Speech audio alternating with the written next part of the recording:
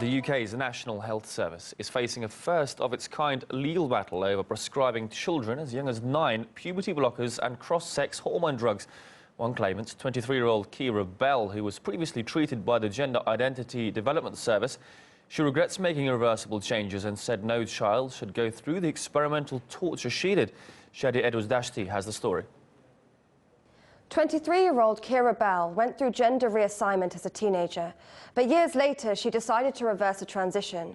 While she lives to regret her treatment, she wants to stop the clinic putting others through what she did. She's leading a landmark case against the Tavistock and Portman NHS Trust, the UK's only gender identity service that deals with patients under 18 years old, often without parental consent. Kira herself was a teenager and says youngsters aren't given proper information on the process and the drugs to take them through the transition. I do not believe that children and young people can consent to the use of powerful and experimental hormone drugs like I did. I believe that the current affirmative system put in place by the Tavistock is inadequate, as it doesn't allow for exploration of these gender dysphoric feelings, nor does it seek to find the underlying cause of this condition. And Kira joins a mother of a 15-year-old autistic girl who is on the waiting list for the treatment at the service, much to the concern of her mother.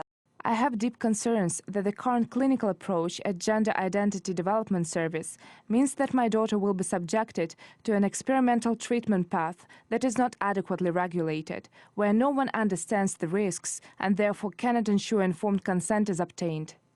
Almost half of children treated at the clinic are prescribed hormone blockers that halt puberty. This gives children the time to consider whether they truly want to make a transition to the opposite sex.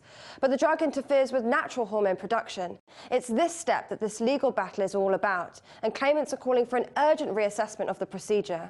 What is challenged is the current and continuing practice of the defendant to prescribe puberty-suppressing hormone blockers and then subsequently cross-sex hormones to children under the age of 18.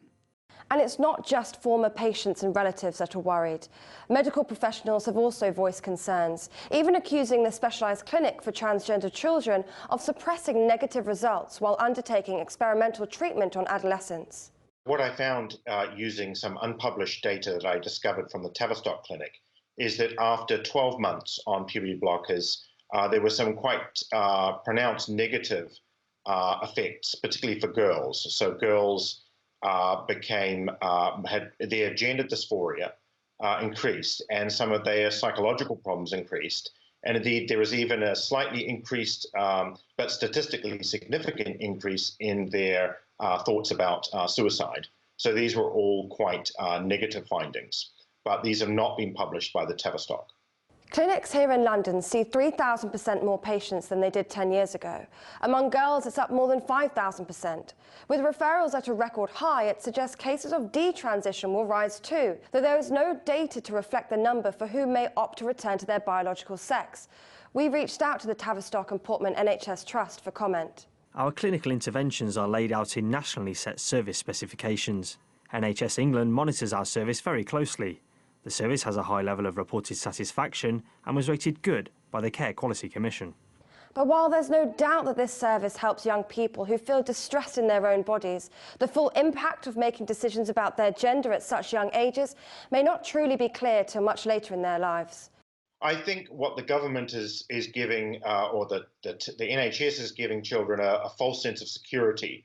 They really should be open and honest and say, look, we've got no idea. This is an experimental treatment. We've got no idea if it's safe. We've got no idea if it's effective. So essentially, you're just taking a lottery. But instead, there's a lot of false information about it being reversible, about it being, sort of safe. And I think, we should just admit our ignorance, and we need to do much more research on the actual high-quality research on the effects of puberty blockers.